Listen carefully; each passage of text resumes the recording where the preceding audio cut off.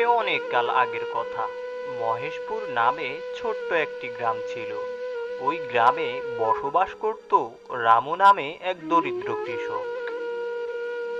রামুর সম্পদ বলতে ছোট্ট একটি কুঁড়ে ঘর আর চাষাবাদ করার মতো ছোট্ট একটি জমি ছিল। ওই জমিতে টুকটাক চাষাবাদ করে রামুর সংসার চলতো। রামুদের গ্রামের জমিদার ছিল খুবই দুষ্ট প্রকৃতির লোক। সে ছলে বলে কৌশলে গ্রামের মানুষদের সম্পদ হাতিয়ে নিত। এখন জমিদারের নজর পড়েছে রামুর ওই ছোট্ট জমিটির উপর। একদিন জমিদার রামুর সম্পত্তির জাল দলিল বানিয়ে রামুর সম্পত্তি জোরপূর্বক হাতিয়ে নেয়। এই কথাটি যখন রামুর কানে পৌঁছয়, রামু তখন দৌড়ে জমিদারের বাড়িতে যায়। জমিদার বাবু, দয়া করে আমার জমিটি ফিরিয়ে দিন। আমার জমিটি কেড়ে নিবেন না। আমার শুধু ওই একটি মাত্রই জমি। আমার আর কোনো সম্পদ নেই। এটা আমারই জমি। তোমার ভাগ্য ভালো যে তুমি এত বছর আমার জমি বিনে পয়সায় ভোগ করেছো। এখন আমার জমি আমি ফিরিয়ে নিয়েছি।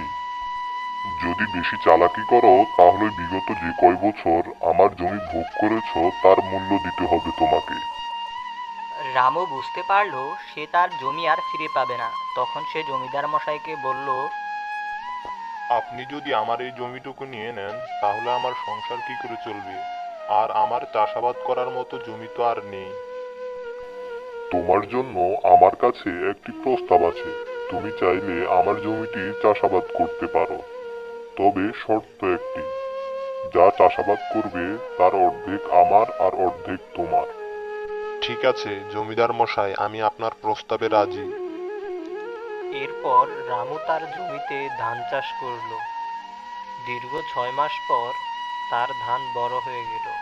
ধান গাছে ফসল আসতে দেখে রামু তো বেজায় খুশি।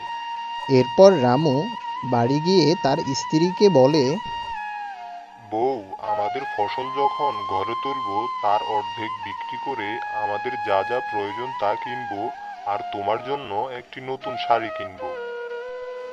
নতুন শাড়ির কথা শুনে রামুর বউ বেশ খুশি হয়, কারণ তার কোনো নতুন শাড়ি নেই। এরপর ফসল কাটা শেষ করে যখন ভাগাভাগির সময় এলো, জমিদার তার ভাগে বেশি ধান রেখে রামুকে অল্প কিছু ধান দিল। এইসব দেখে রামু জমিদারকে বলল, জমিদার মশাই, আপনি এই কেমন ভাগ করলেন? আপনার ভাগে বেশি আর আমার ভাগে কম। তোকে যা দিয়েছি তাই নিয়ে খুশি থাক, না হলে জমি আমি অন্য কাউকে দিয়ে দিব। আজকে আমি গরিব বলে আপনি আমার সাথে যে অন্যায়টুকু করেছেন, নিশ্চয়ই এর বিচার একদিন হবে। এই দুনিয়ায় না হোক, পরকালে আপনার বিচার হবে।